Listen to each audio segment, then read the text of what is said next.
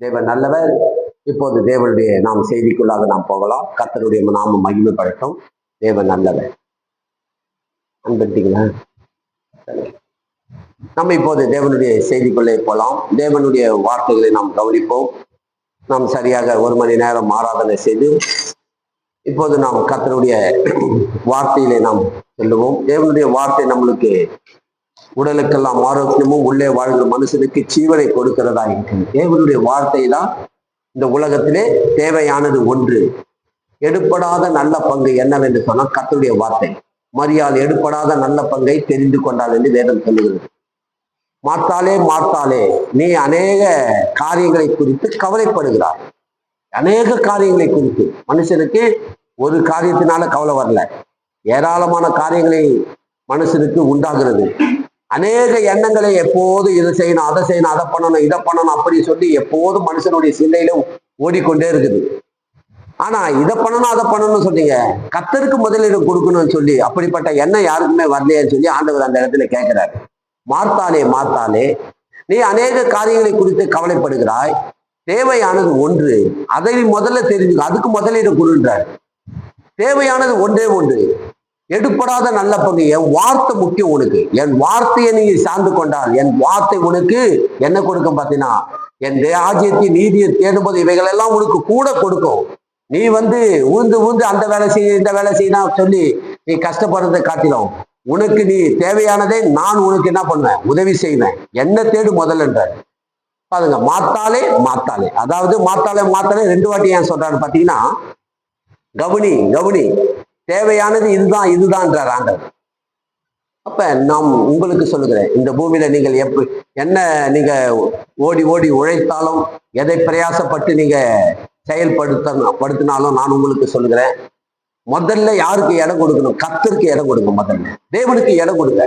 நம்ம சொல்லலாம், எனக்கு நேரமே இல்லைங்க, எனக்கு பத்தலைங்க, நான் எனக்கு நேரம் பத்தலை, வேலைக்கு போறதுன்னுமோ வீட்டுக்கு இருக்கிற வேலையை செஞ்சுட்டு கரெக்டா இருக்குதுங்க, படுத்து ஏந்தா அப்புறம் சோர்ந்து போயிடுறேங்க.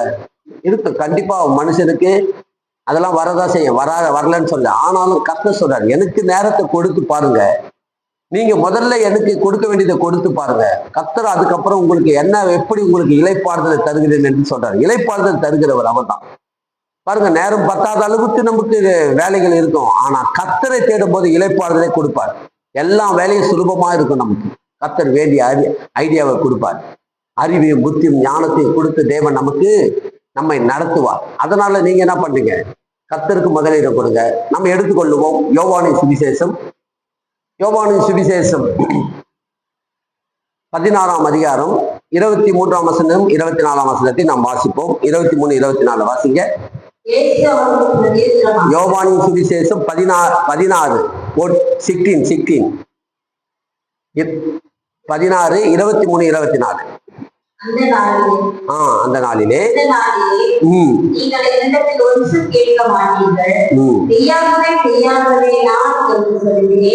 நீங்கள் என் நாமத்தினாலே பிதாவினிடத்தில் கேட்டுக்கொள்வதெதுவோ அதை அவர் திருப்பி தருவார். இதுவரைக்கும் நீங்கள் என் நாமத்தினாலே ஒன்றும் கேட்கவில்லை. கேளுங்கள், அப்பொழுது உங்கள் சந்தோஷம் நிறைவாய் இருக்கும்படி பெற்றுக்கொள்வீர்கள். போதும், நிறுத்துங்க. பாருங்க, அந்த நாளிலே நீங்கள் என்னிடத்தில் ஒன்றும் கேட்க மாட்டீர்கள். மெய்யாகவே நான் உங்களுக்கு சொல்லுகிறேன், நீங்கள் என் நாமத்தினாலே பிதாவிடத்திலே கேட்டுக்கொள்ளுவது எதுவோ அதை அவர் உங்களுக்கு தருவார். இதுவரைக்கும் நீங்கள் என் நாமத்தினாலே ஒன்றும் கேட்கவில்லை. கேளுங்கள், அப்போது உங்கள் சந்தோஷம் நிறைவாகும்படி பெற்றுக்கொள்வீர்கள். பாருங்க, பெற்று கொள்வீர்கள் என்று சொல்றாரு இல்லையா? கொள்ளணும். இயேசுவின் நாமத்தை எப்போ நீங்க பயன்படுத்துற பாத்தீங்கன்னா, இது வரைக்கும் இயேசுவின் நாமத்தை பழைய ஏற்பாட்டு காலத்துல இயேசுவின் நாமம் கொடுக்கப்படல. புதிய ஏற்பாட்டு காலத்துல இயேசுவின் நாமம் கொடுக்கிறாரு. இதான் முதல்ல இடத்துல கொடுக்கிறாரு. தேவன் ஆண்டவராகி இயேசு சொல்றாரு, சீசர்கள் மத்தியிலே சொல்றாரு, என் நாமத்தினாலே நீங்கள் பிதாவை கேட்டுக்கொள்வது எதுவோ அதை அவர் உங்களுக்கு தருவார். நீங்கள் இதுவரைக்கும் கேட்கவில்லை, கேளுங்கள், உங்கள் சந்தோஷம் நிறைவாகும்படிக்கு பெற்றுக்கொள்வீர்கள் என்று சொல்றாரு. உறுதியா சொல்றாரு. இயேசுவின் நாமம், இன்னைக்கு கிறிஸ்துவர்கள் இயேசுவின் நாமத்தை பயன்படுத்துறீங்களோ பயன்படுத்தலையோ எனக்கு தெரியல. எத்தனை பேர் இயேசுவின் நாமத்தை பயன்படுத்துறீங்க தெரியல. இயேசுவின் நாமத்தை பயன்படுத்தணும். இயேசுவ நாமத்தை பயன்படுத்தினீங்கன்னா உங்களுக்கு எப்படிப்பட்ட பலன் அளிக்கும் என்பதை நீங்களே பாருங்க. எல்லா சூழ்நிலையிலும் இயேசுவ நாமத்தை நீங்க பயன்படுத்த வேண்டும். இயேசுவ நாமத்தினாலதான் எல்லாமே நடக்கும். அற்புதங்கள் நடக்கும், அதிசயங்கள் நடக்கும். நீங்கள் செய்ய வேண்டிய காரியங்கள் எல்லாம் இயேசுவ நாமத்தில தான் நடக்கும். ஒரு நாளைக்காவது நான் இயேசுவ நாமத்தை பயன்படுத்தாத நாளே கிடையாது பாருங்க.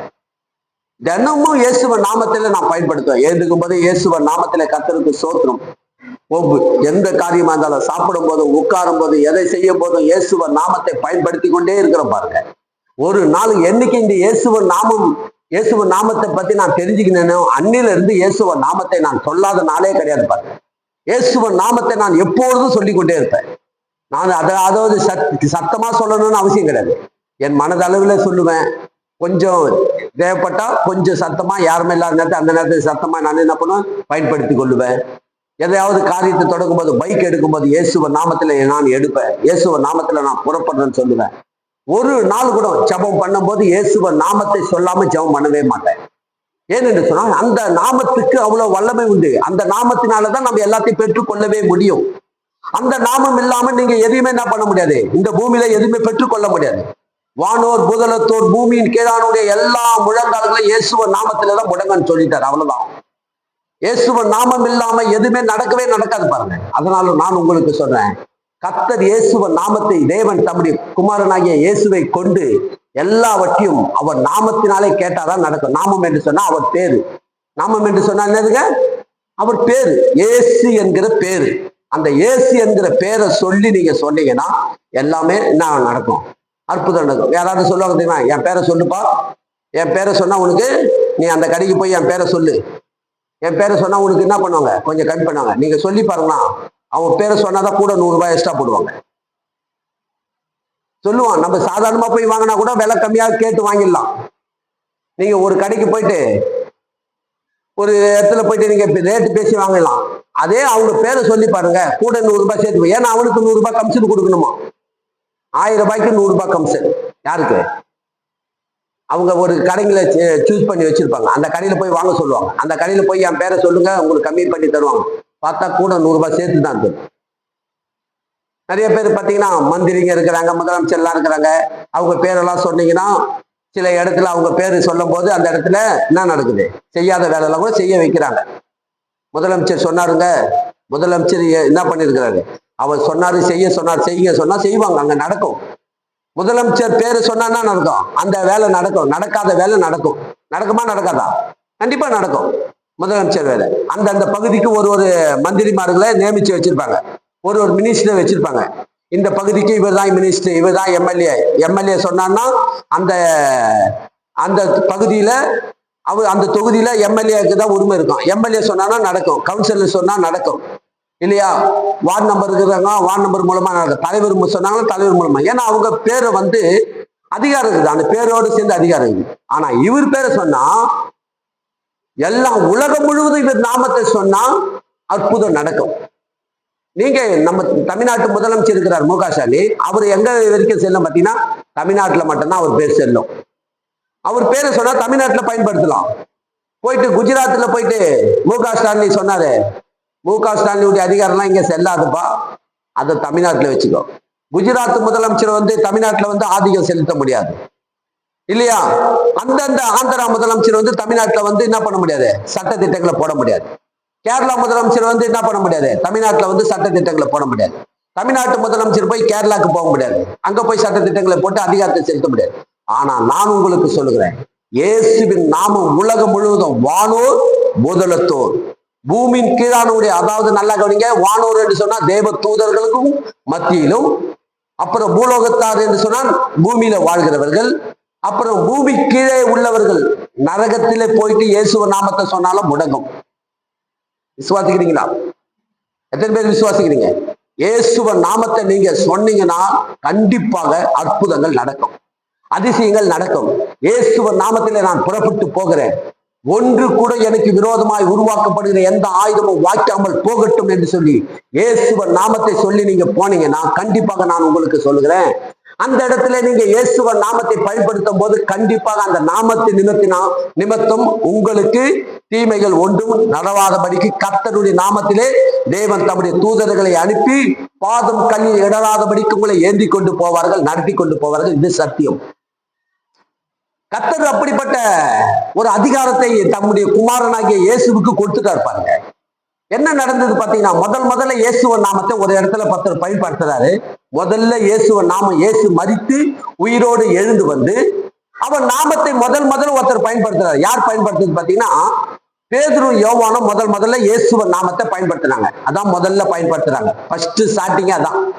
அந்த ஸ்டார்டிங் பயன்படுத்தும் போதே என்ன நடக்குதுன்றதை கொஞ்சம் நம்ம அதை பார்ப்போம், விரிவா பார்ப்போம்.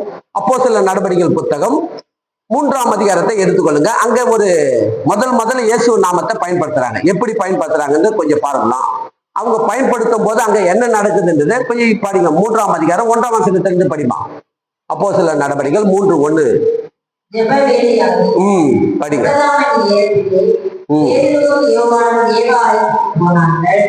அப்பொழுது தன் தாயின் வயிற்றிலிருந்து சப்பானியை பிறந்த ஒரு மனுஷனை சுமந்து கொண்டு வந்தார்கள். தேவாலயத்தை பிரவேசித்து பிச்சை கேட்கும்படி நாடோறும் அவனை அலங்கார வாசல் எனப்பட்ட தேவாலய வாசலிலே வைப்பார்கள். தேவாலயத்தில் பிரவேசிக்க போகிற பேதுருவும் யோவானையும் அவர்களுக்கு பிச்சை கேட்டார். பேதுருவும் யோவானும் அவனை உற்று பார்த்து, எங்களை நோக்கி பார் என்றார்கள். அவன் அவர்களிடத்தில் ஏதாவது கிடைக்கும் என்று எண்ணி அவர்களை நோக்கி பார்த்தான். அப்பொழுது பேதுரு, வெள்ளியும் பொன்னும் என்னிடத்தில், என்னிடத்தில் உள்ளதை எனக்கு தருகிறேன். நசரேயனாகிய இயேசு கிறிஸ்துவின் நாமத்தினாலே நீ எழுந்து நட என்று சொல்லி வலது கையினால் அவனை தூக்கிவிட்டான். உடனே அவனுடைய மார்பும் கரங்களும் பலன் கொண்டது. அவன் குதித்தெழுந்து நின்று நடந்தான். நடந்து குதித்து தேவனை துதித்துக் கொண்டு அவன் உடனே கூட தேவாலயத்திற்குள் பிரவேசித்தான். போதும் பாருங்க, இங்க நடந்த சம்பவத்தை நீங்களே பாக்குறீங்க. என்ன நடந்ததுன்றதை கொஞ்சம் யோசித்து பாருங்க. முதல்ல இயேசுவின் நாமத்தை இங்கே பயன்படுத்துறாரு. யார் பயன்படுத்துறாரு பாத்தீங்கன்னா, பேதுரு வந்து உயிரோடு இருக்கும் போதே கர்த்தர் யோவானின் சுவிசேஷத்துல இயேசுநாதர் சொல்றாரு, இதுவரைக்கும் என் நாமத்துல நீங்கள் ஒன்று கேட்டதே கிடையாது. முதல்ல நான் உங்களுக்கு சொல்றேன், என் நாமத்தினாலே நீங்க எதை கேட்டாலும் பிதா உங்களுக்கு செய்வார் என்று யோவானின் சுவிசேஷம் 16ஆம் அதிகாரத்துல இங்க சொல்லியிருந்தார். உயிரோடு இருக்கும்போது சொன்னார். மரித்து அடக்கம் செய்யப்பட்டு 3ஆம் நாள் மகிமையாய் உயிரோடு எழுந்து வந்தவன பரிசுத்த ஆவி இவர்களுக்குள்ள இறங்கின உடனே இப்போது இயேசு கிறிஸ்து வந்து உயிரோடு எழுந்து வந்து பரிசுத்த ஆவி இவர்களுக்குள்ளே அனுப்பி பரிசுத்த ஆவினாலே இவர்கள் பலன் கொண்டு முதல்ல இயேசு மரித்து உயிரோடு எழுந்து வந்த அடுத்த வாரம் 2வது வாரத்துல எல்லாரும் ஜெபாலயத்துக்கு போறாங்க. பேதுரும் யோவானும் ஜெபாலயத்துக்குள்ளே போய் போதிக்கிறதுக்காக போறாங்களா, இல்ல போய் உட்காந்து, ஏன்னா இதான் முதல்ல போதனை நடக்க போகுது. இன்னும் போதனைலாம் பேதுருக்கெல்லாம் போதிக்கலாம் தெரியாது.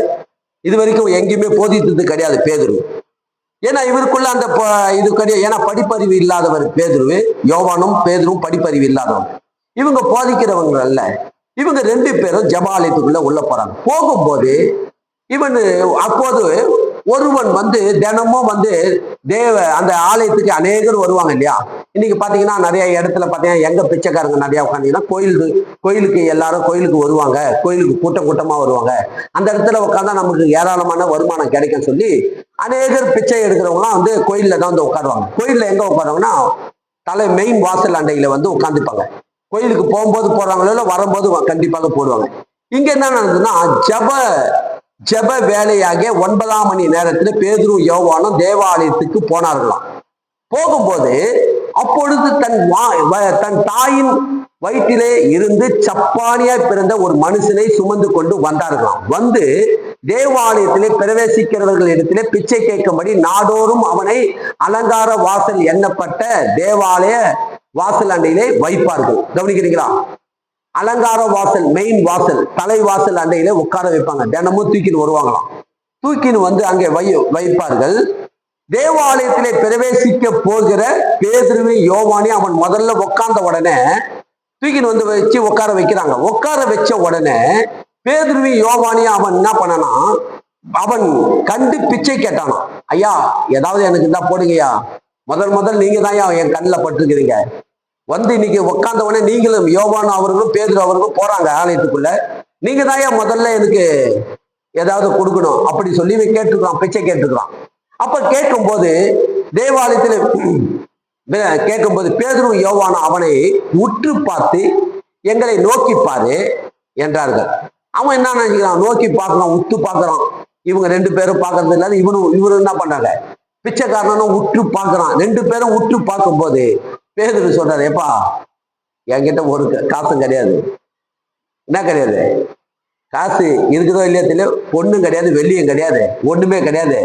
நீ என்ன பண்றனா, நான் சொல்றதை நீ மட்டும் ஏத்துக்கோ.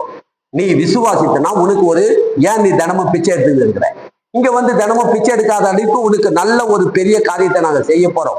இனி பிச்சையே எடுக்கிற வேலையே கிடையாது.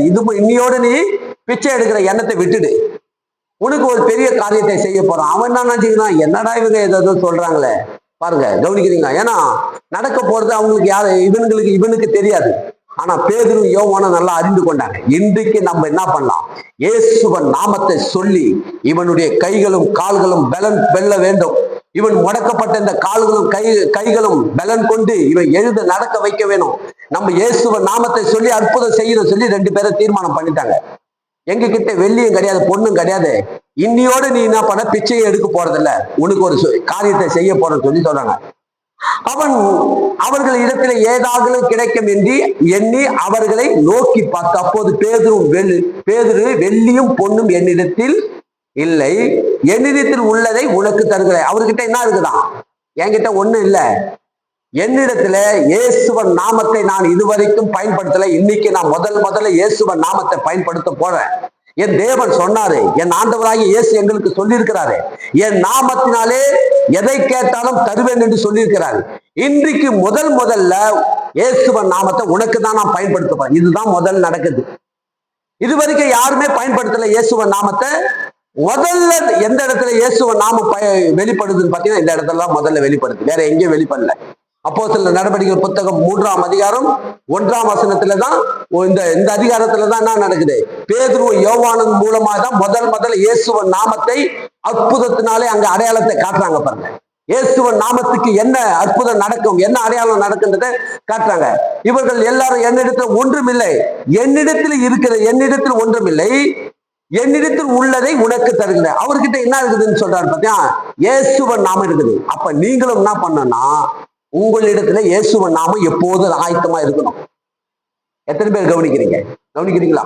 இயேசுவன் நாமத்தை நீங்கள் எப்போதும் என்ன பண்ணணுமா, பயன்படுத்துகிறவர்களா இருக்க வேண்டும்.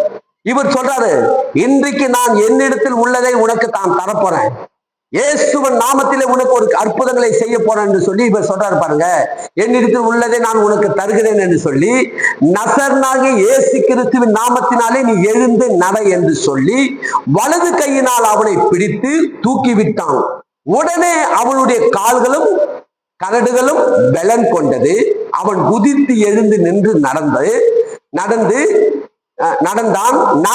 குதித்து தேவனை துதித்துக் கொண்டே அவர்களுடனே கூட தேவாலயத்துக்குள்ளே பிரவேசித்தானா. கவனிக்கிறீங்களா? கைகளும் கால்களும் தாயின் வயிற்றில் இருக்கும் போதே அவன் சப்பானியா இருந்தான். 2 கைகளும் 2 கால்களும் என்ன வரும், முடக்கப்பட்டதா இருந்தது. அவனுக்கு என்ன வயசுன்னு பாத்தீங்கன்னா 40 வயசு. என்ன வயசுங்க?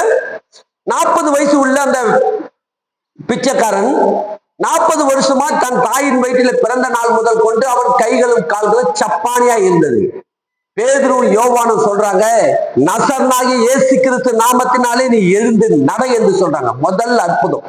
இன்றைக்கு நான் உங்களுக்கு சொல்லுகிறேன், இயேசுவன் நாமத்தினாலே என்ன நடக்கும் என்பதை நீங்கள் கொஞ்சம், இது நமக்கு முன் உதாரணமாக தேவன் இதை ஏற்படுத்தி வச்சிருக்கிறார். பாருங்க, இந்த பூமியில வாழ்கிற ஒவ்வொரு கிறிஸ்துவனும், ஒவ்வொரு சபைக்கு போற கிறிஸ்துவர்களும் தேவனை ஏற்றுக்கொண்டவர்கள்.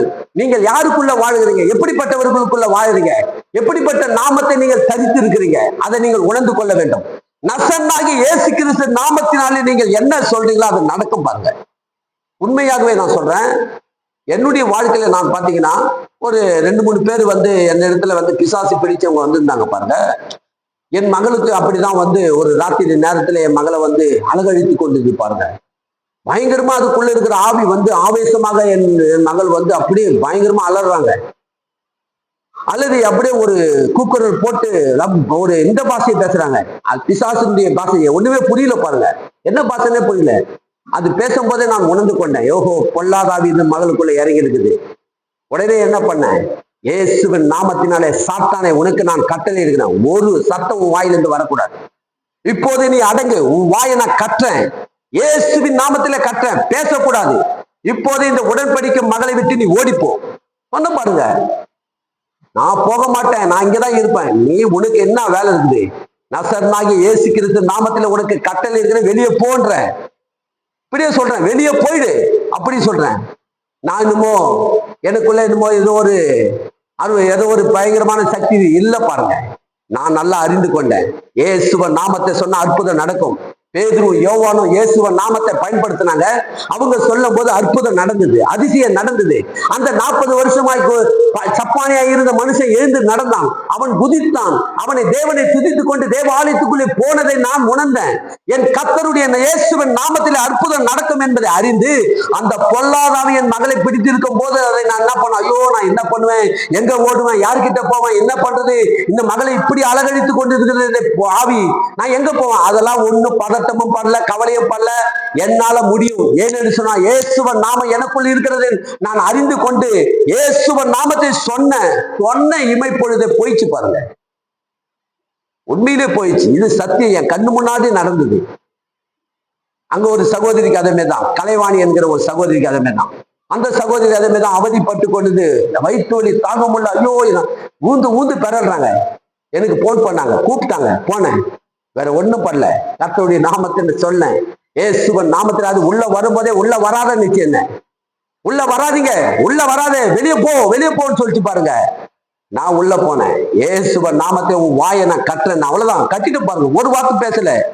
இயேசு கிறிஸ்து நாமத்தை உன் வாயை கட்டுறேன். ஒரு வார்த்தை பேசக்கூடாது. உனக்கு இந்த மகள் மேல அதிகாரம் இல்லை, இந்த சகோதரி மேல உனக்கு அதிகாரம், வெளியே போன போயிடுச்சு பாருங்க. இதெல்லாம் என் கண்ணு முன்னாடி நடந்தது. இதோ அன்பு சகோதரி உக்காந்துக்கிறாங்க பாருங்க, இதோ பின்னாடி உக்காந்துக்கிறாங்க பாருங்க. அவங்களுக்கு அதே தான். அவங்கள எப்படி பாடுபடுத்துச்சு தெரியுமா? பயங்கர பாடுபடுத்துச்சு. கண்ணு முன்னாடியே இந்த சபையில நடந்தது. போக மாட்டேன், நான் போக மாட்டேன், இங்கதான் இருப்பேன். நீ போய் தான் ஆகணும். அவங்க உடன்படிக்கை பிள்ளை, ஆபிரகாமின் குமாரத்தி.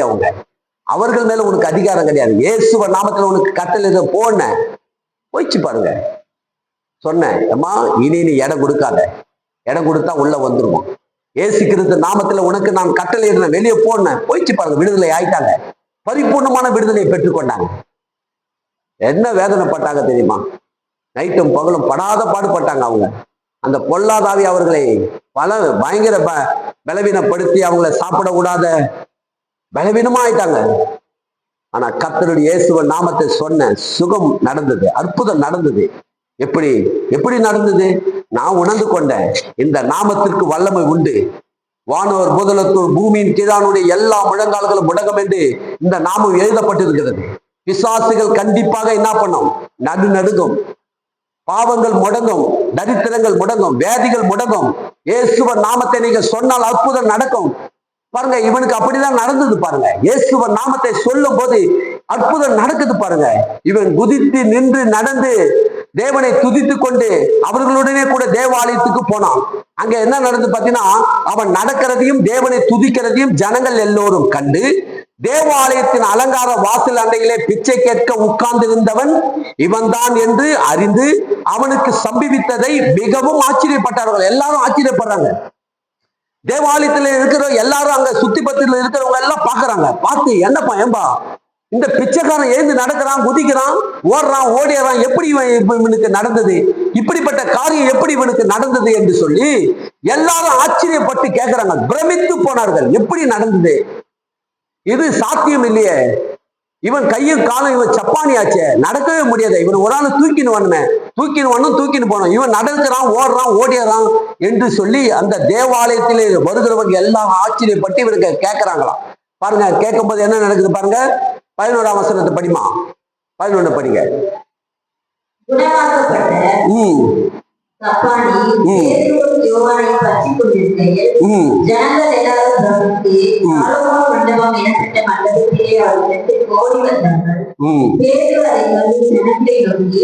இஸ்ரவேலரை இதை குறித்து நீங்கள் ஆச்சரியப்படுகிறது என்ன? நாங்கள் எங்கள் சுய சக்தியினாலாவது எங்கள் சுய பக்தியினாலாவது இவரை நடக்க பண்ணுவோம் என்று நீங்கள் எங்களை நோக்கி பார்க்கிறது என்ன? கவனிக்கிறீங்களா? என்ன சொல்றார் பேதுரு? தெளிவா சொல்லிட்டார். பத்தியா, நாங்கள் எவ்வளவு சக்தி உள்ளவர்கள், பத்தியா எவ்வளவு பக்தி உள்ளவர்கள், பத்தியா எங்களை நீங்கள் சாதாரணமாக நினைக்காதீங்க, நாங்க சக்தி உள்ளவர் பக்தி உள்ள அப்படிலாம் எதுவும் பெருமைப்படுத்தி கொள்ளவே இல்லை. இதான் உண்மை. நானா இருந்தாலும் நீங்களா இருந்தாலும் நம்மளை பெருமைப்படுத்துறதுக்கு ஒண்ணுமே கிடையாது. நம்மை கொண்டு கர்த்தர் செய்கிறார், அவள்தான். விசுவாசிக்கிறீங்களா? சொல்றாரு பேதுரு அதை கண்டு ஜனங்களை நோக்கி, இஸ்ரவேலாரே இதை குறித்து நீங்கள் ஆச்சரியப்படுகிறதுக்கு என்ன? நாங்கள் எங்கள் சுய சக்தினாலாவது எங்கள் சுய பக்தினாலாவது இதை என்ன பண்ணல, சுய சக்தினாலாவது சுய பக்தினாலாவது நாங்கள் இதை நடக்க பண்ணினோம் என்று நீங்கள் எங்களை நோக்கி பார்க்கிறது என்ன? எங்களுடைய சக்தினாலும் கிடையாது, எங்களுடைய பக்தினாலும் கிடையாது. நாங்க சொல்றதை நல்லா கவனிங்க. என்ன நடந்தது என்று சொல்றாரு பாருங்க. அவங்க எல்லாரும் என்ன பண்ணீங்க? ஆபிரகாமுடைய வம்சத்தார்கள் எல்லாரும். அதுக்கு விளக்கம் சொல்றாரு. ஆபிரகாம், ஈசாக்கு, யாக்கோப்பு என்பவர்களுடைய தேவனாகிய நம்முடைய பிதாக்களின் தேவன் தம்முடைய பிள்ளையாகிய இயேசுவை மகிமைப்படுத்தினார். அவரை நீங்கள் ஒப்பு கொடுத்தீர்கள். பிலாத்து அவரை விடுதலையாக்க தீர்மானித்த போது அவனுக்கு முன்பாக அவரை மறுதளித்தீர்கள். பரிசுத்தமும் நீதியும் உள்ளவரை நீங்கள் மறுதளித்து கொலைபாதகனை உங்களுக்காக விடுதலை பண்ண வேண்டும் என்று கேட்டு ஜீவாதிபதியை கொலை செய்தீர்களே, அவரை தேவன் மரித்தோலிருந்து எழுப்பினார், அதற்கு நாங்களே சாட்சியா இருக்கிறோம். அவருடைய நாமத்தை பற்றும், கவனிக்கிறீங்களா? எந்த நாமத்தை பற்றும் சொல்றாரு பாருங்க. 16ஆம் வசனத்துல சொல்றாரு, அவருடைய நாமத்தை பற்றும் விசுவாசத்தினாலே அவருடைய நாமமே நீங்கள் பார்த்து அறிந்திருக்கிற இவனை என்ன படிச்சான்? பலப்படுத்தினது. அவரால் உண்டாகிய விசுவாசமே உங்கள் எல்லாருக்குள்ளும் முன்பாக இந்த சர்வாங்க சுகத்தை இவனுக்கு கொடுத்தது என்றார். கவனிக்கிறீங்களா சகோதரே? நீங்கள் உங்கள் அதிகாரிகளும் போதும், இதோட நிறுத்திக்கலாம். இந்த சர்வாங்க சுகத்தை கொடுத்தது யார் என்று பார்த்தீங்கன்னா அவருடைய நாமம். யாருடைய நாமம்? ஆமா, இயேசுவின் நாமத்தை சொல்லி நீங்க முத்திரை போடணும். என்ன போடணும்? முத்திரை அடிக்கணும். இயேசுவ நாமத்தை சொல்லி முத்திரை அடிக்கணும். பாருங்க, யாராவது நீங்க ஜெபம் பண்ண நினைச்சீங்கன்னா நான் பாருங்க அப்படிதான் பண்றது. இயேசுவ நாமத்துல முத்திரை எடுக்கிறேன் ஆண்டவரே. யாருடைய நாமத்துல முத்திரை எடுக்கிறேன்? ஆமா. இப்ப நம்ம சர்ச்சைக்கு ஒரு என்ன சர்ச்சை? நம்மளுடைய சர்ச்சை நேம்னா அகாப்பே சர்ச்சை இல்லையா? அகாப்பே இல்லையா? அந்த சர்ச்சை சேப்பா முத்திரை நம்ம கையில எப்பவுமே வச்சிருக்கோம். இப்ப ஞானஸ்தானம் இருக்கிறவங்களும் அகாப்பே சிட்டி சர்ச்சி என்ற முத்திரையை சேப்பா குத்தி அதுல நம்ம கையெழுத்து போறோம். நீ எங்கப்பா நானும் சர்னா அகாப்பே சிட்டி சர்ச்சில நானும் சர்னா அந்த சேப்பா முத்திரை இருக்கும். இப்ப அரசாங்கத்துல நீங்க ஒவ்வொரு காரியத்தை நீங்க போகும்போது ரேஷன் கடைக்கு போனீங்கன்னா ரேஷன் கடையில ஒரு முத்திரை போடுவோம், அவங்க பயன்படுத்துற முத்திரை. ஒவ்வொரு ரிஜிஸ்டர் ஆஃபீஸுக்கு போனீங்கன்னா ரிஜிஸ்டர் இந்த ரெடின்சி பகுதியில சென்னை 52 பகுதியில இந்த பகுதியில ரிஜிஸ்டர் இப்ப இங்க ரிஜிஸ்டர் செய்யப்பட்டது அப்படின்னு சொல்லி அவங்களுடைய முத்திரையை போடுவாங்க. அரசாங்கத்தில் ஒரு முத்திரைக்கு அவ்வளவு பவர் இருக்குது. எல்லா முத்திரையும் அவங்க ஒரு முத்திரையை பயன்படுறாங்க. அதே மாதிரி தேவன் என்ன பண்றாராம்? இயேசுவின் நாமம் என்கிற முத்திரையை நமக்கு கொடுத்திருக்கிறார். நீங்க என்ன பண்ணணுமா? இயேசுவின் நாமத்துல நான் முத்திரை இடுகிறேன். என்ன பண்றேன்? அவருடைய நாமத்துல நீங்கள் முத்திரை இடணும். தலைமையில கையை வச்சு முத்திரை இடுகிறான் ஆண்டவரே. இவர்கள் தலைமையில உண்டு நான் முத்திரையை நான் இடுகிறேன். இயேசுவின் நாமத்துல முத்திரையிட்டு இவர்களை சுத்தி நான் வேலி அடிக்கிறேன். தேவனே உங்களுடைய கருத்துல நான் ஒப்புக்கிறேன். அவ்வளவுதான் முடிஞ்சிச்சு. முத்திரையிட்ட பிறகு என்ன நடக்கும் பாத்தீங்கன்னா, இதுக்கப்புறம் என்ன பண்ணும்? பிசாசு அவங்களே ஆதிக்கம் செலுத்த முடியாது, அவங்க மேல அதிகாரம் கொள்ள முடியாது. ஏன்னு சொன்னா இயேசுவின் நாமத்திலே நீங்கள் முத்திரையிட வேண்டும். அததான் சொல்றாரு. என்ன சொல்றாருன்னா, அவருடைய நாமத்தை பற்றும் விசுவாசத்தினாலே அவருடைய நாமமே நீங்கள் பார்த்து அறிந்திருக்கிற இவனை பலப்படுத்தினது. அவராலே உண்டாகிய விசுவாசமே உங்கள் எல்லோருக்கும் முன்பாக இந்த சர்வாங்க சுகத்தை இவனுக்கு கொடுத்தது. இயேசுவின் நாமத்தினாலே இவன் சுகத்தை பெற்றுக்கொண்டான். வேற ஒண்ணும் கிடையாது. பெரிய நீங்க இதை செய்யணும், அதை செய்யணும், அதை பண்ணணும், இதை பண்ணணும் அப்படின்ற சப்ஜெக்டுக்கே நீங்க போக வேண்டிய அவசியம் இல்லை. பாருங்க, இப்படிலாம் இவனுக்கு நடந்தது. பாருங்க, 4ஆம் அதிகாரம் 5ஆம் வசனத்தை படிங்க பார்ப்போம். 4ஆம் அதிகாரம் 5ஆம் வசனத்தை படிங்க. பாருங்க என்ன நடந்தது பாத்தீங்கன்னா, மறுநாளிலே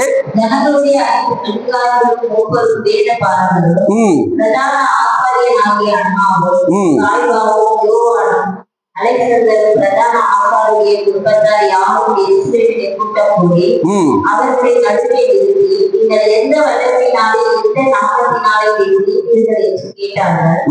அப்பொழுது பேதுரு பரிசுத்த ஆவியினாலே நிறைந்து அவர்களை நோக்கி, ஜனத்தின் அதிகாரிகளே, இஸ்ரவேலின் மூப்பர்களே, பிணியாளியால் இருந்த இந்த மனுஷனுக்கு செய்யப்பட்ட உபகாரத்தை குறித்து எதனால் இவன் ஆரோக்கியமானான் என்று நீங்கள் இன்று எங்களுக்கு விசாரித்து கேட்டால், உங்களால் சிலுவையில் அறையப்பட்டவரும் தேவனால் மருத்துவத்திற்கு எழுப்பப்பட்டவருமாய் இருக்கிற நசரேயனாகிய இயேசு கிறிஸ்துவின் நாமத்தினாலே இவன் உங்களுக்கு முன்பாக சுத்தமாய் இருக்கிறார் என்று உங்கள் எல்லாருக்கும் இஸ்ரவேல் ஜனங்கள் எல்லாரும் தெரிந்திருக்க கடவுது. போது நிறுத்துங்க. என்ன நடந்தது பாத்தீங்கன்னா, எல்லாம் இது அரசாங்கமே அரசாங்கத்தில் இருக்க எல்லா அதிகாரிகளும் வந்துட்டாங்க. ஆலோசனை சங்கத்துல இவங்களை கூட்டு போய் நிறுத்தி வச்சு கேட்கிறாங்க.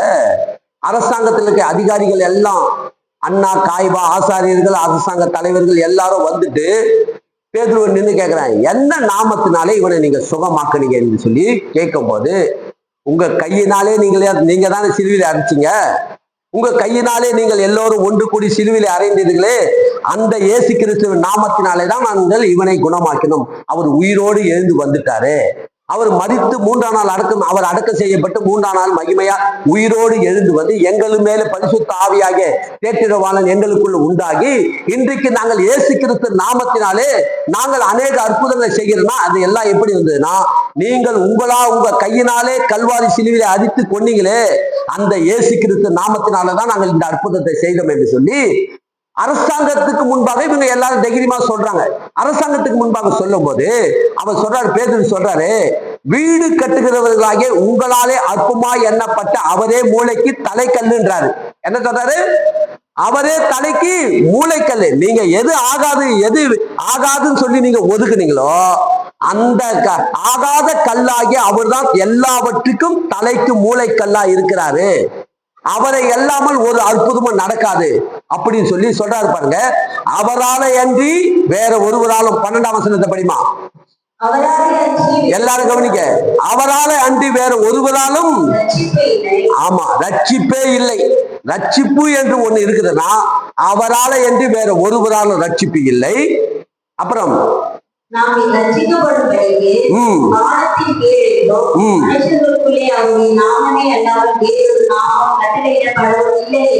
பாருங்களா, அவரை அல்லாமல் வானத்தின் கீழெங்கும் மனுஷருக்குள்ளே அவருடைய நாமம் அல்லாமல் வேறொரு நாமம் கட்டளை இடவும் இல்லை. வேறொரு நாமத்தை சொன்னா எந்த அற்புதமும் நடக்காது. வேற இதை சொல்றேன் அதை சொல்றேன் எதை சொன்னாலும் சரி, நான் உங்களுக்கு சொல்லுகிறேன், இருதயத்தில் விசுவாசித்து வாயிலை அறிக்கை இட்டு இயேசுவின் நாமத்தை நீங்கள் பயன்படுத்துவீர்கள் என்று சொன்ன கண்டிப்பாக உங்களுக்கு சொல்றேன், அந்த நாமத்தினாலே உங்களால இந்த உலகத்திலே எல்லாவற்றிலும் ஜெயித்து முன்னேற முடியும். உங்களால ஜெயிக்க முடியும், உங்களால ஜெயித்து வாழ முடியும். அதுக்கு நீங்க பயப்பட வேண்டிய அவசியமே இல்லை. பாருங்க, ஒரு காலத்துல நான் பாத்தீங்கன்னா 1992 நான் ஒவ்வொரு நைட்டும் பயப்படுவேன். ஏன்னா என்ன பொல்லாதாவி எனக்குள்ள இருந்து என்னை அலகழித்து கொண்டு என்னை பயன்படுத்தி கொண்டு என்னை வேதனைப்படுத்தி கொண்டு இருந்தது. ஆனா இப்ப பாத்தீங்கன்னா கடுகளவு கூட பயம் என்றதே எங்க போய் இருந்தது தெரியல. பாருங்க, ஏன்னு சொன்னால் ஆண்டவராகிய இயேசு எனக்குள்ள இருக்கிறார். அவருடைய நாமம் எனக்குள் தரிக்கப்பட்டதை நான் உணர்ந்திருக்கிறேன். இன்றைக்கு போகிற இடமெல்லாம் எந்த இடத்துக்கு போனாலும் சரி, இயேசுவின் நாமத்தினாலே ஜெயத்தை நான் எடுக்கிறேன். உங்களால எடுக்க முடியும். அததான் சொல்றாரு பாருங்க, அவரால் என்று வேறு ஒருவரான ரட்சிப்பு இல்லை.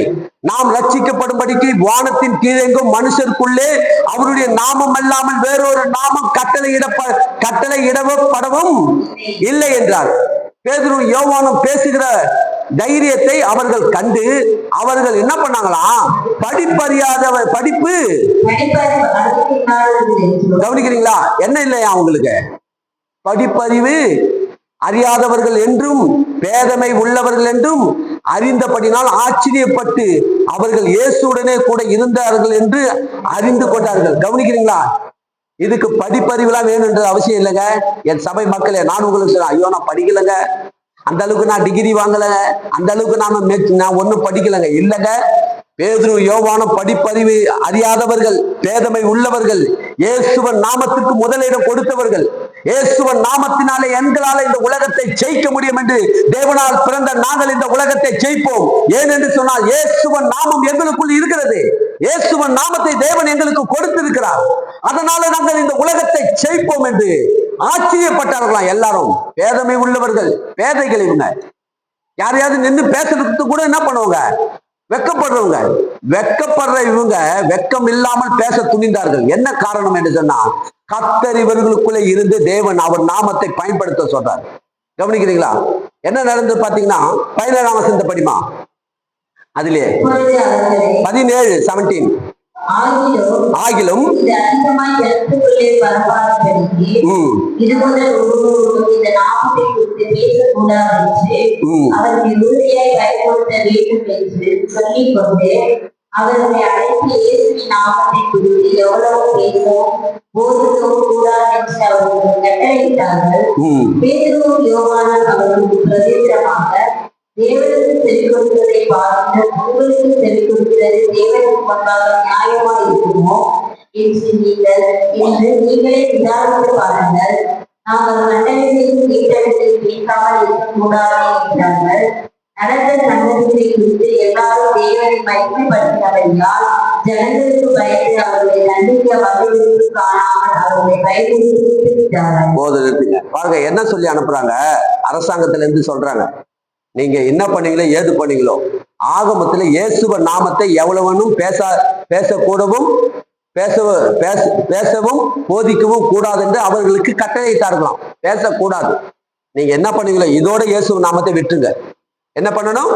இயேசுவ நாமத்தை இதோட நீங்க விட்டுணும் சொன்ன. அப்போது பேதுரு சொல்றாரு, நாங்கள் பேதுரு யோவானும் அவர்களுக்கு பிரயோஜனமாக தேவனுக்கு செவி கொடுக்கிறதை பார்க்கலும் உங்களுக்கு செவி கொடுக்கிறது தேவனுக்கு முன்பாக நியாயமாய் இருக்குமோ? என் கர்த்தருக்கு நாங்கள் செவி கொடுக்கிறோம், உங்களுக்கு நாங்கள் பயப்பட மாட்டோம், அஞ்ச மாட்டோம். நீங்க மிரட்டுற இந்த மிரட்டுக்கெல்லாம் நாங்கள் என்ன பண்ண மாட்டோம், பயப்பட மாட்டோம். ஏனென்று சொன்னால் கர்த்தர் எங்களை கொண்டு அவர் நாமத்தை இந்த பூமியில விளங்கும்படி செய்கிறார். அவர் இன்னும் அநேக அற்புதங்களை செய்வார். நாங்கள் எல்லா இடங்களிலும் அவர் நாமத்தை பயன்படுத்துவோம். அவங்களே பயந்து என்ன பண்ணாங்களாம், ஒண்ணுமே என்ன பண்ணாங்களாம், எதுவும் பயன்படுத்தி அவர்கள் மேல கையை வைக்காமல் அவர்கள் சும்மா பயன்படுத்தி அமைச்சிட்டாங்க. ஆனால் நான் உங்களுக்கு சொல்லுகிறேன், இயேசுவ நாமத்தை நீங்கள் எத்தனை பேர் பயன்படுத்துறீங்க எனக்கு தெரியாது, பயன்படுத்துங்க. அவர் நாமத்தை பயன்படுத்துங்க. இயேசுவ நாமத்துல என்ன உடல்ல ஏதாவது பலவீனம் தாக்குச்சுன்னா இயேசுவ நாமத்துல என்னை விட்டு வெளியே போ, என் மேல உனக்கு அதிகாரம் இல்லை. கை வலிச்சாலும் கால் வலிச்சாலும் நீங்க சொல்லுங்க, இயேசுவ நாமத்துல இந்த வேதியை சபிக்கிறேன், இயேசுவ நாமத்துல முட்டி வலி வேதியை சபிக்கிறேன், இயேசுவ நாமத்துல இந்த கை வலி வேதியை சபிக்கிறேன், என்னை விட்டு வெளியே போ, என் மேல அதிகாரம் கிடையாது. சுகம் பிள்ளைகளுடைய அப்பம், இயேசுவின் தழும்புகளால் நான் சுகம் மானேன். இதை நீ சொல்லுங்க. கண்டிப்பாக எனக்குள்ள முடக்குவாதம் வரும்போது அப்படிதான் நான் சொன்னேன் பாருங்க. அந்த முடக்கு என்கிற வேதியை நான் ஒவ்வொரு நாளும் சபித்தேன், இயேசுவ நாமத்துல சபித்தேன். அது என்னை விட்டு வெளியே போயிடுச்சு. எப்படி போச்சு? டாக்டர் சொன்னாரு போவாதுப்பா, அது இருக்கே உன் கூடயே தான் இருக்கான். இல்லைங்க, அவர் கடவுள் கிடையாது. என் தேவன் ஆண்டவராகி இயேசு கிறிஸ்துவினுடைய வார்த்தையை நான் சொன்னேன். இயேசுவ நாமத்தை சொல்லி சொல்லி ஒவ்வொரு நாளும் சபித்த பாருங்க. சபிக்க சபிக்க அந்த வேதி என்னை விட்டு வெளியே போச்சு. எத்தனை பேர் விசுவாசிக்கிறீங்க? கர்த்தர் நல்லவர், அவர் நாமத்தை பயன்படுத்துங்க. உங்களுக்கு நான் சொல்லுகிறேன் பாருங்க என்ன நடந்தது பாத்தீங்கன்னா, எடுத்துக்கொள்ளுங்க 10ஆம் அதிகாரத்தை வாங்க. 10ஆம் அதிகாரத்துல 10ஆம் அதிகாரம் அப்படியே திருப்பிங்க. 10ஆம் அதிகாரம் 43ஆம் வசனத்துக்கு வாங்க. இங்க பாருங்க, இங்க இயேசு நாமத்தை பயன்படுத்துறாங்க பாருங்க. பயன்படுத்துற விதத்தை பாருங்க. 10ஆம் அதிகாரம் 43ஆம் வசனத்தை படிங்க. அப்போ அவரை விசுவாசிக்கிறேன்.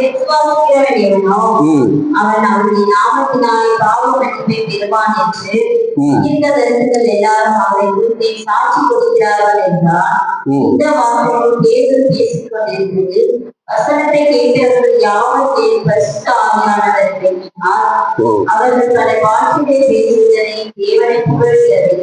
பேசுவோரே கூட வந்து நிறுத்த செய்யப்பட்ட விசுவாசிகள் கேட்டுக்கொண்டு பரிசுத்த ஆவியினர் புறஜாதிகள் பேசும் பொழிதரப்பட்டதை குறித்து பிரமித்தார்கள். அப்பொழுது பேசு நம்மை போல பரிசுத்த ஆவியை பேச இவரும் ஞானஸ்நானம் பெறாதபடிக்கு இவனாக தன்னிலை விளக்கலாமா என்று சொல்லி கர்த்தருடைய நாமத்தினாலே அவர்களுக்கு ஞானஸ்நானம் கொடுக்கும்படி கட்டளையிட்டான். அப்போது சில நாள் அங்கே நம்பும்படி அவரை வேண்டிக் கொண்டார்கள். என்ன நடந்தது பாத்தீங்கன்னா, கொர்நேலி என்கிற வீட்டுல ஜெபம் நடக்குது. கொர்நேலி அவர் வந்து கொர்நேலி என்கிற ஒரு வீட்டுக்கு கூட்டிட்டு வந்து எங்க வீட்டிலே வந்து தேவனுடைய வார்த்தைகளை நீங்கள் எங்களுக்கு பிரசங்கிக்கணும்னு சொல்லி கூப்பிடும் போது கொர்நேலி வீட்டுல பிரசங்கம் நடக்குது, போதனை நடந்து கொண்டிருக்கும் போது, அப்போது அவர் பிரசங்கித்துக் கொண்டு இருக்கும் போது திடீர்னு அவர் என்ன பண்றார், 43ஆம் வசனத்தை சொல்றாரு, அவரை விசுவாசிக்கிறவன் எவனோ அவன் கர்த்தருடைய நாமத்தினாலே பாவ மன்னிப்பை பெறுவான். எந்த நாமத்தினாலே பாவ மன்னிப்பை பெறுவான்? இயேசு கிறிஸ்துவின் நாமத்தினாலே பாவ மன்னிப்பு அவனுக்கு உண்டாகும். அதாவது குடும்ப ஜபம் நடந்துகிட்டு இருக்குது. குடும்ப ஜபத்திலே இங்க அந்த அப்படிப்பட்ட வார்த்தையை சொல்றாரு. பேதுரு சொல்றாரு பாருங்க, விசுவாசிக்கிறவன் எவனோ அவன் அவருடைய நாமத்தினாலே பாவ மன்னிப்பை பெறுவான் என்று தீர்க்கதரிசிகள் எல்லோரும் அவரை குறித்து சாட்சி கொடுத்தார்கள் என்றார். இந்த வார்த்தைகளை பேதுரு பேசிக் கொண்டிருக்கிற வசனத்தை கேட்டவர்கள் யாவர் மேலும் பரிசுத்த ஆவியானவர் இறங்கினார். இயேசுவின் நாமத்தை சொல்லும் போது வானத்திலிருந்து தேவ ஆவியானவர் இறங்குது. இதான் நடக்குது பாருங்க. கர்த்தருடைய ஆவியானவர் உங்கள் மேல இறங்க வேண்டும் என்று சொன்னா அந்த நாமத்தை நீங்க என்ன பண்ணணும்? பயன்படுத்தி கூப்பிடணும். இயேசுவின் நாமத்தை நீங்கள் கண்டிப்பாக சொன்னால் பிதாவை கேட்டுக்கொள்வது எதுவோ அதை உங்களுக்கு தருவார் என்று அப்பயே சொன்னார் இல்லையா? யோவான் சுவிசேஷத்திலே சொன்னார் இல்லையா? பிதாவை கேட்டுக்கொள்வதோ அது உங்களுக்கு பிதானவர் தருவார் என்று. அதே மாதிரி இயேசுவின் நாமத்தினாலே பாவ மன்னிப்பை பெறுவான் என்று சொல்லும் போது இயேசுவின் நாமத்தை நாங்கள் விசுவாசிக்கிறோம், இன்றைக்கே நாங்கள் விசுவாசிக்கிறோம் என்று எல்லாரும் குடும்பத்தில் இருக்கிற அத்தனை பேர் சொல்லும் போது பரிசுத்த ஆவியானவர் புறஜாதிகள் மேல இறங்குறார் பாருங்க, இறங்குறார். இந்த வார்த்தைகளை பேதுரு பேசிக் கொண்டிருக்கிற வசனத்தை கேட்டவர்கள் மேல் யாவர் மேலும் பரிசுத்த ஆவியானவர் இறங்கினார். எப்படி நடந்தது பாத்தியா? இயேசுவின் நாமத்தை சொல்றாரு முதல்ல. யார் நாமத்தை? இயேசுவின் நாமத்தை. இயேசுவின் நாமத்தை தான் நீங்களும் நானும் என்ன பண்ணணுமா? எல்லா காரியங்களுக்கும் இயேசுவின் நாமம் இல்லாமல் வேற நாமம் இல்லை. அந்த நாமத்தை நீங்கள் சொல்லி அவரை கேட்கும் போது 48ஆம் வசனத்துல சொல்றா பாருங்க, கர்த்தருடைய நாமத்தினாலே அவர்களுக்கு என்னத்தை கொடுக்கணுமா? எந்த நாமத்துல என்னத்தை கொடுக்கணும்? 48ஆம் வசனத்துல பாருங்க, கர்த்தருடைய நாமத்தினாலே அவர்களுக்கு ஞானஸ்நானம் கொடுக்கும்படி கட்டளையிட்டான்.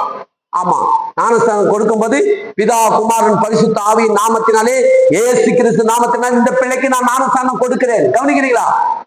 பிதா குமாரன் பரிசுத்த ஆவியின் நாமத்தினாலே இந்த பிள்ளைக்கு, இயேசு கிறிஸ்து நாமத்தினாலே இந்த பிள்ளைக்கு பெயரை சூட்டி நான் ஞானஸ்நானம் கொடுக்கிறேன் என்று சொல்லி ஒவ்வொரு போதகர்களும் அப்படிதான் ஞானஸ்நானம் கொடுத்தாகணும். யாருடைய நாமத்தினாலே ஞானஸ்நானம் கொடு? இயேசு கிறிஸ்து நாமத்தினால ஞானஸ்நானமே கொடுக்கணும். வேற எந்த நாமத்தை நீங்க பயன்படுத்த முடியாது. பழைய ஏற்பாட்டு காலத்துல அது இல்லை. புதிய ஏற்பாட்டு காலத்துல பிதா குமாரன் பரிசுத்த ஆவி நாமத்தினாலே இயேசு கிறிஸ்து நாமத்தினாலே இந்த பிள்ளைக்கு ஆண்டவரை ஞானஸ்நானத்தை கொடுத்து நான் இந்த பிள்ளையை ஆசீர்வதிக்கிறேன். இதுவரைக்கும் ஆண்டவரே இந்த பிள்ளைக்கு நன்மை நடந்தது, இப்போது இந்த பிள்ளைக்கு நன்மையை கிருபையை இந்த பிள்ளையின் வாழ்விலே தொடரட்டும் ஆண்டவரே. இந்த பிள்ளையை உங்களுடைய கரத்திலே நான் ஒப்பு கொடுக்கிறேன். இந்த பிள்ளை மேல இயேசுவின் நாமத்தை நான் முத்திரையிடுகிறேன். அதான் சொல்றார், கர்த்தருடைய நாமத்தினாலே இவர்களுக்கு ஞானஸ்நானம் கொடுக்கும்படி கட்டளையிட்டான். அன்றைக்கு எல்லாருக்கும் ஞானஸ்நானம் கொடுத்தாங்க இயேசுவின் நாமத்தை சொல்லி. கவனிக்கிறீங்களா? எடுத்துக்கொள்ள 19ஆம் அதிகாரத்துக்கு வாங்க. அப்போஸ்தலர் நடவடிக்கைகள் புத்தகம் 19ஆம் அதிகாரத்துக்கு திருப்பிக் கொள்ளுங்க. இங்க அப்போஸ்தலனாகிய பவுல் என்ன பண்ணினார் பாத்தீங்கன்னா, அப்போஸ்தலனாகிய பவுலும் இயேசுவின் நாமத்தை ஏற்றுக்கொண்டு பாருங்க 19ஆம் அதிகாரம் 11ஆம் வசனத்தை படிமா. 11 அப்போஸ்தலர் நடவடிக்கைகள் 11. எல்லாரும் கவனிங்க. பவுலின் கைகளினாலே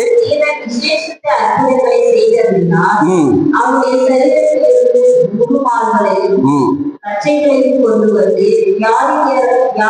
வந்து போல யாருக்கு அவர்களை விட்டு போயின. பொல்லாத ஆளுகளும் அவர்களை புறப்பட்டன. அப்பொழுது பொல்லாத ஆளுகளின் விட்டிருந்தவர்கள் கர்த்தராகிய இயேசுவின் நாமத்தை சொல்லத் துணிந்து பவுல் பிரசங்கிக்கிற இயேசுவின் பேரில் ஆணையிட்டு உங்களுக்கு கட்டளையிடுவோம் என்றார்கள். பிரதான ஆசாரியனாகிய கேவா என்னும் ஒரு யூதனுடைய குமாரர் 7 பேரை பரிசீலித்தார்கள். பொல்லாத ஆவி அவர்களை நோக்கி இயேசுவை அறியேன், பவுலையும் அறியேன், நீங்கள் யார் என்று சொல்லி பொல்லாத ஆவியுடைய மனுஷர் அவர்கள் மேல் பாய்ந்து பலாத்காரம் பண்ணி அவர்களை மேற்கொள்ள அவர்கள் இவ்வாறு காயப்பட்டவர்களுமாகி அந்த வீட்டை ஓடி போனார்கள். போதும் பாருங்க. இங்க பவுல் ஊழியத்துக்கு போகும்போது அநேக புறஜாதிகள் மத்தியிலே ஊழியத்தை செய்து கொண்டிருக்கிறாரு.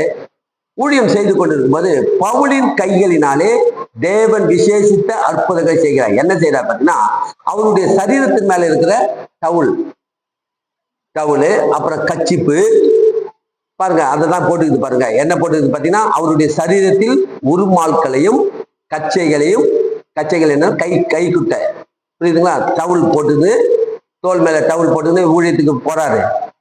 அப்புறம் கச்சிப்பை எடுத்து பயன்படுத்துறாரு, முகத்தை தொடங்கிட்டு கச்சிப்பு. இந்த கச்சிப்புகளையும் டவுலையும் எடுத்துட்டு போகும்போது அந்த எங்கெங்கெல்லாம் வேதிசர்கள்லாம் படுத்திருக்கிறாங்களோ படுத்திருக்கிறவங்கலாம் போயிட்டு அந்த கச்சிப்பை எடுத்து போய் இயேசுவ நாமத்தை சொல்லி போடுறாரு. அவங்க மேல போட்டா அங்க என்ன நடக்குது, வேதிசர்கள் குணமடைகிறார். கச்சிப்பை எடுத்து போய் போடுறாங்க, இயேசுவ நாமத்துல இவர்கள் சுகம் அடைவார்கள் என்று சொல்லி. எப்படி ஆப்பட்ட வேதி சுகம் அடையுது, கச்சிப்பை எடுத்து போய் போடுறாங்க. ஒருத்தவங்க எடுத்து போய் டவுலை எடுத்து போய் போடலாம், ஒருத்தவங்க எடுத்து போய் கச்சிப்பை போடலாம். கச்சிப்பின் டவுலை எடுத்து போய் போட்டா இதை என்ன பண்ணணும், கச்சிப்பின் டவுலை எடுத்து போய் வேதிசர்கள் மேலும் பலவிதமான வேதி உள்ளவர்கள் மேலும் பொல்லாத ஆவிகள் பிடித்தவர்கள் மேலும் கச்சிப்பின் டவுலை போடும் போதே என்ன சொல்லி போறாங்களா, இயேசுவின் நாமத்தில இப்போது சுகம் உண்டாவதாக, இயேசுவின் நாமத்தில பொல்லாத வேதியை இவனை விட்டு ஓடிப்போ அப்படி சொல்லி சொல்லி கச்சிப்பின் டவுலையும் போடுறாங்க. போடும்போது சுகம் அடைகிறார்கள், அநேக அற்புதங்கள் அடையாளங்கள் நடக்குது. இது என்ன நடக்குது பாத்தீங்கன்னா, அந்த தேசத்துல ஏழு மந்திரவாதிகள் இருக்கிறாங்க. அந்த தேசத்துல எத்தனை மந்திரவாதிகள், 7. ஒரு ஆசாரியனுடைய ஸ்தேவானுடைய மகன் 7 பேர் இருக்கிறாங்க. 7 பேர் என்ன பண்றாங்க, அவங்க பாருங்க, ஆசாரியன் என்று சொன்னா கடவுளுடைய தேவனுடைய யூதர்கள் தான். அவங்க வந்து கர்த்தருக்கு சேவை செய்யாம அவங்க என்ன பண்ண மந்திரவாதி வேலையை செய்து இருக்கிறாங்க. தூணியை வைக்கிறது, செய்வினை பண்ணது, இப்படிப்பட்ட மாந்திரிகம் பண்றது, அதை பண்றது, இதை பண்ற வேலையை செஞ்சுக்கிட்டு இருக்கிறாங்க அந்த ஊர்லயே.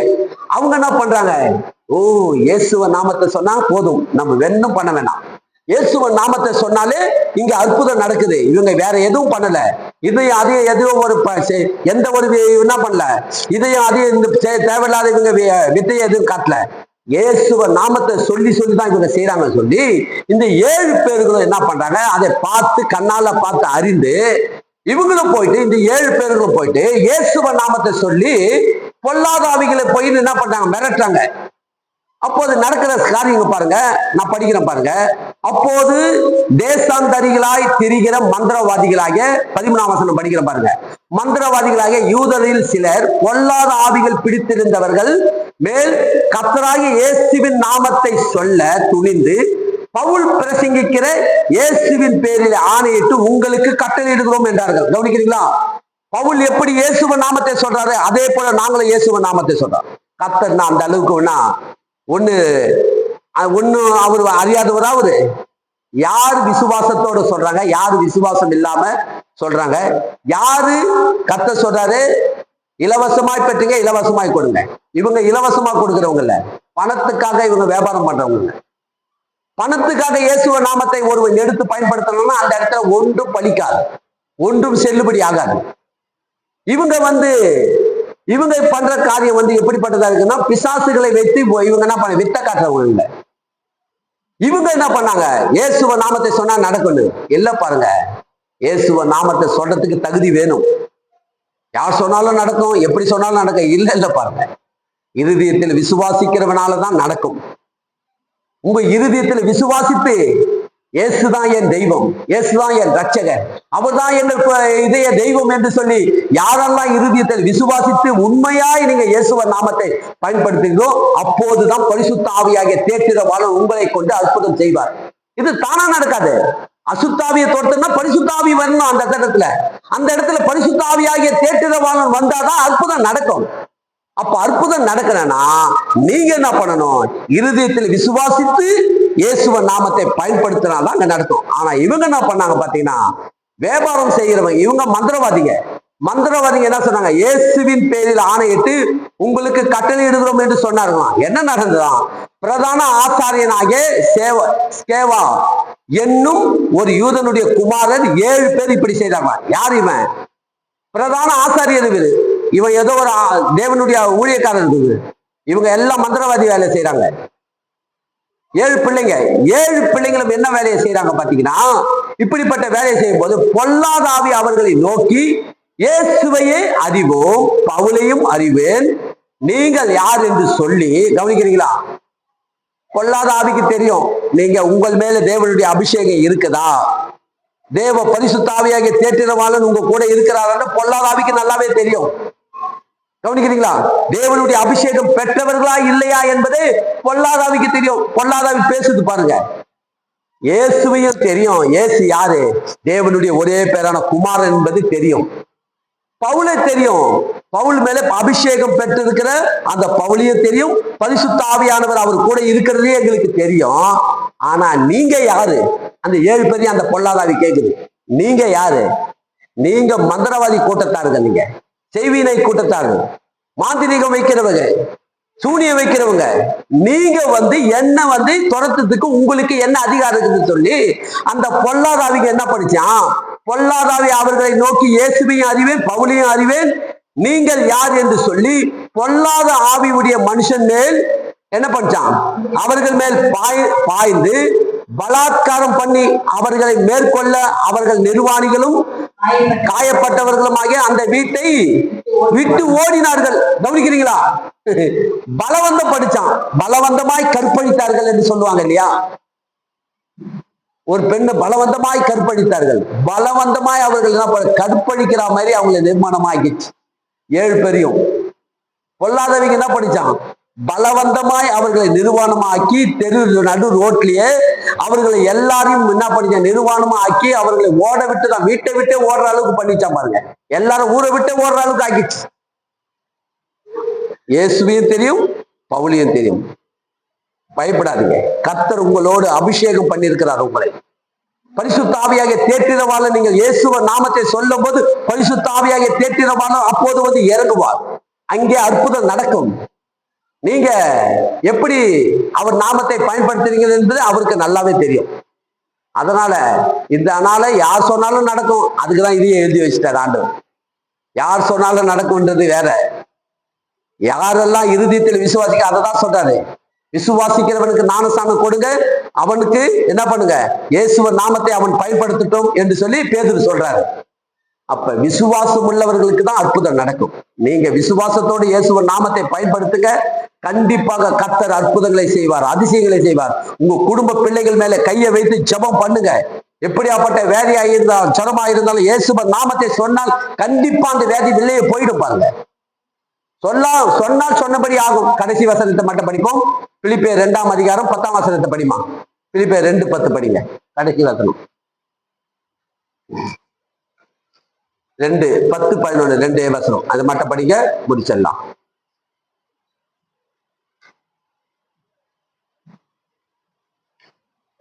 பிலிப்பியர் 2:10 படிமா. 10-11 படிங்க.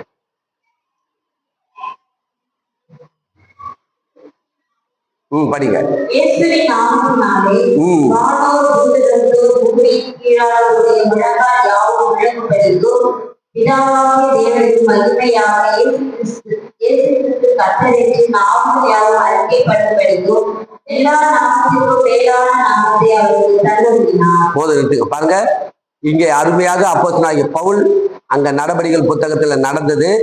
இப்போது இவர் என்ன பண்றாரு? திட்டவட்டமாக உறுதியாக எழுதுறாரு. கொண்டு வந்து நிருபத்துல எழுதுறாரு. என்ன சொல்லி எழுதுறாரு? இயேசுவின் நாமத்தில் வானோர் பூதலத்தோர் பூமியின் கீழானுடைய முழங்கால் யாவும் முடங்கமா. முடங்கி ஆகணும். நான் முட்டி போட மாட்டேன், நான் முடங்க மாட்டேன் இல்லைங்க. இவர் தான் வானத்தையும் பூமியை உண்டாக்கின தெய்வம். இந்த நாமத்தினாலேதான் எல்லா காரியமும் நடக்கும். அதனால உலகத்தில் இருக்க யாரா இருந்தாலும் இயேசுவ நாமத்திலே முடங்க வேண்டும். இயேசுவ நாமத்தை சொன்னால் முடங்கும். அப்புறம் பிதாவாகிய தேவனுக்கு மகிமையாக இயேசு கிறிஸ்து கர்த்தர் என்று நாவுகள் யாவும் அறிக்கை பண்ணும்படிக்கு எல்லா நாமத்துக்கும் மேலான நாமத்தை அவருக்கு தந்தறினார். இந்த உலகத்திலே இன்னைக்கு பாத்தீங்கன்னா நிறைய பேர் இருந்துட்டு நாட்டை ஆண்டுட்டு போயிட்டாங்க. மாவீரன் அலெக்சாண்டர் எத்தனை பேருக்கு தெரியும் இல்லையா? மக்தோனியா நாட்டு அரசர் மாவீரன் அலெக்சாண்டர். அவர் பேரை சொன்னா எல்லாமே நாடே நடக்கும். ஏன்னா வீரம், பயங்கரமான யுத்தத்தில வீரன், பயங்கரமான பராக்கிரமசாலி மாவீரன் அலெக்சாண்டர் இல்லையா? உலகத்தையே ஒரு கலக்கினார். எல்லா நாட்டையும் என்ன பண்ணார்? தன்னை கைப்பற்றினார். அவர் பேரை சொன்னாலே நடங்குவாங்க. ஆனா இன்னைக்கு அவர் பேர் இல்லாம போயிட்டாரு. அவர் பேரை சொல்லி இப்ப யாரும் இனிமே பயப்பட வேண்டிய அவசியம் இல்லை. ஏன்னா அவருக்கு போயிட்டாரு. அவர் ஆட்சியும் கிடையாது, அவர் அரசாங்கமும் எங்கேயும் நடக்காங்க. எங்கேயுமே அவருடைய ஆட்சி எங்கேயும் நடக்கல. அவரு ஒரு காலத்துல நடந்தது. மாவீரன் அலெக்சாண்டர் ஒரு காலத்துல அவர் பேரை சொன்னாலே எல்லாமே நடுங்குவாங்க. இப்ப அவர் பேரை சொன்னானுங்க. இன்னைக்கு உலகத்துல ஒவ்வொரு நாட்டுல ஒவ்வொரு பேரை, ஒவ்வொரு மனுஷனுடைய பேரை சொன்ன போது நடுங்குவாங்க. அப்படிலாம் இருந்தாங்க. ஒவ்வொரு ராட்சதனா இருந்தாங்க. ஹிட்லரை பத்தி எத்தனை பேருக்கு தெரியும்? ஹிட்லர் இல்லையா? ஹிட்லர் என்ன பண்ணான்? 60 லட்சம் யூதர்களை கொன்றான். ஹிட்லர் பேரை சொன்னாலே எல்லாருமே கதி கலங்குவாங்க இல்லையா? ஜெர்மன் நாட்டை சேர்ந்தவன் ஹிட்லர். அவன் என்ன ஆட்சி நடத்தினான்? கொடூரமான ஆட்சி நடத்தினான் இல்லையா? அப்படிப்பட்டவன் அவன் பேரை சொன்னாலே நடுங்குவாங்க. இப்ப அவன் பேரே இல்லாம போச்சு. அந்த பேரெல்லாம் இன்னும் உலகத்துல எத்தனையோ பேர் வந்தாங்க. அவங்கவுங்க காலகட்டத்தில் ஒவ்வொரு மனுஷன் அவங்க பேர் பயப்படுற அளவுக்கு ஒரு பேர் என்ன பண்ணாங்க? நிலைச்சு வைக்கணும். நிலைக்காது அந்த பேர்லாம். ஆனா இன்றைக்கு வானோர் முதலத்த எல்லா நாமத்திற்கும் மேலும் மேலான நாமத்தை, இயேசுவன் நாமத்தை உயர்த்தி வைத்திருக்கிறார். வானமும் பூமியும் ஒழியும், இந்த நாமம் ஒழியாது. இந்த நாமம் அழியாது. அழியாத நாமம், ஒழியாத நாமம், என்றென்றைக்கும் நிலைத்து நிற்கிற நாமம். இந்த நாமத்தை எங்க போய் பயன்படுத்தலாம்? அமெரிக்காவுக்கு போனா செல்லுமா? கண்டிப்பா செல்லும். அமெரிக்கால போய் இயேசுவ நாமத்தை சொன்னா அங்க முடங்கும். பிசாசுகள் முடங்கும், வேதிகள் முடங்கும், தரித்திரம் முடங்கும், பலவீனங்கள் முடங்கும். சிங்கப்பூருக்கு போனா கண்டிப்பா முடங்கும். அமெரிக்கால மாத்திரம் கிடையாது, எந்த தேசத்துக்கு போனாலும், லண்டனுக்கு போனா முடங்கமா, ஜப்பானுக்கு போனா முடங்கமா, எந்த தேசத்துக்கு போனாலும் இயேசுவ நாமத்தை சொல்லி பாருங்க, கண்டிப்பாக பிசாசுகள் முடங்கும், வேதிகள் முடங்கும், தரித்திரங்கள் முடங்கும், பலவீனங்கள் முடங்கும். நீங்கள் செய்ய வேண்டிய காரியங்கள், அற்புதங்கள் நடக்கும், அதிசயங்கள் நடக்கும். உங்களால இந்த உலகத்தை ஜெயிக்க முடியும். இயேசுவ நாமத்தை சொல்லி இந்த உலகத்தை உங்களால் ஜெயிக்க முடியும். நல்லா கைகளை தட்டி நம் கர்த்தரை மகிமைப்படுத்து. இயேசுவ நாமத்தை பயன்படுத்துங்க. எங்க போனாலும் இந்த நாமத்தை சொன்னால் அற்புதம் நடக்கும். மேல உயர்த்தி வைத்திருக்கிறார். இந்த தமிழ்நாட்டுல மாத்திரம் கிடையாது, இந்தியா முழுவதும் செல்லும், அமெரிக்கா முழுவதும் செல்லும், சிங்கப்பூர் முழுவதும் செல்லும், எல்லா பகுதியிலும் நீங்க எல்லாம் உலகம் முழுவதும் செல்லும். பாருங்க, இந்த நாமத்துக்கு ஈடானது ஒன்றுமே கிடையாது. விசுவாசிக்கிறீங்களா? ஆமா, கிறிஸ்துவன் என்று சொன்னா சாதாரணமானவன் அல்ல. சாதாரணமானவா நீங்க எடை போட்டுறாதீங்க. உங்களை நீங்கள் யார் என்று சொன்னால் வானத்தையும் பூமியை உண்டாக்கின தேவனுடைய மக்கள். நீங்க அவருடைய பிள்ளைகள். அவர் நாமத்தை உங்களுக்கு கொடுத்திருக்கிறார். உங்களால மட்டும்தான் இந்த உலகத்தை ஜெயிக்க முடியும். நம்ம எல்லாரும் எழுந்திருப்போம். கர்த்தர் நல்லவர். நம்ம எழுந்திருந்து கர்த்தரை துதிப்போம். சோத்திரம் கர்த்தாவே, நன்றியோடு உம்மை ஸ்தோத்தரிக்கிறோம். என் தகப்பனே, இன்றைக்கு நாங்கள் உம்முடைய நாமத்தை நாங்கள் ஆண்டவரே, உம்முடைய நாமத்தினாலே இந்த உலகத்தை எங்களால ஜெயிக்க முடியும் அப்பா. இயேசுவின் நாமத்திலே அற்புதங்கள் நடக்கிறது, அதிசயங்கள் நடக்கிறது. பேதுரு யோவானும் தேவாலயத்துக்கு போகும்போது அங்கே ஆண்டவரே, தாயின் வயிற்றில பிறந்த நாள் முதல் கொண்டு சப்பானியா இருந்தவன் அவன் ஆண்டவரே, இயேசுவை ஆண்டவரே அறியாதவனாய் இருந்தான். ஆனால் அவர்கள் ஆண்டவரே போகும்போது ஏதாவது கிடைக்கும் என்று எதிர்பார்த்தான். ஆனால் கர்த்தருடைய நாமத்திலே ஆண்டவரே, என்னிடத்துல பொண்ணும் இல்லை வெள்ளியும் இல்லை, இயேசுவன் நாமத்திலே நான் உனக்கு ஒரு அற்புதத்தை செய்கிறோம் என்று சொல்லி அவனுடைய காய்களும் கால்களும் பலன் கொண்டது. அவன் எழுந்து நடந்தான், அவன் குதித்து நடந்தான், குதித்து தேவனை துதித்தான். தேவ ஆலயத்துக்குள் பிரவேசித்து பேதுருவோடும் யோவானோடும் அவன் ஆண்டவரே நடந்து இயேசு என்னை சுகமாக்கினார், இயேசு என்னை விடுதலையாக்கினார், இயேசு எனக்கு அற்புதம் செய்தார் என்று ஆண்டவரே எல்லா இடங்களிலும் அவனை கொண்டு ஒரு சாட்சியை ஆண்டவரே அறிவித்தார்கள். அப்பா, என் தேவனே உமக்கு நன்றி சொல்கிறோம். இந்த சபையில அப்படிப்பட்ட அற்புதங்கள் நடக்கட்டும், அதிசயங்கள் நடக்கட்டும், எல்லா இடங்களிலும் சாட்சிகள் அறிவிக்கப்படட்டும், அலமாதி முழுவதும் உடைய நாமம் பிரஸ்தாபமாகட்டும், உடைய நாமம் உயர்த்தப்படட்டும், உடைய நாமம் மேன்மை அடையட்டும். ஆண்டவரே, இந்த கரத்தில் ஒப்பு கொடுக்கிறோம். ஆசீர்வதி வழிநடத்துங்க. இயேசுவ நாமத்தை ஜெபிக்கிறவங்க நல்ல பிதாவே, ஆமென். என் ஆத்துமாவே கர்த்தரை ஸ்தோத்திரி, என் முழு உள்ளமே பரிசுத்த நாமத்தை ஸ்தோத்திரி. என் ஆத்துமாவே கர்த்தரை ஸ்தோத்திரி. கர்த்தர் செய்த சகல உபகாரங்களை மறவாதே. கர்த்தராகிய இயேசு கிறிஸ்துவின் கிருபையும் பிதாவாகிய தேவனுடைய அன்பும் பரிசுத்த ஆவியானுடைய ஐக்கியமும் சமாதானமும் சந்தோஷமும் நம் சபையார் அனைவரோடு கூட இருப்பாராக. ஆமென். ஒருவரை ஒருவர் கை கொடுத்து இயேசுவின் நாமத்தில் இந்த உலகத்தை செய்யுங்கள் என்று சொல்லுங்க.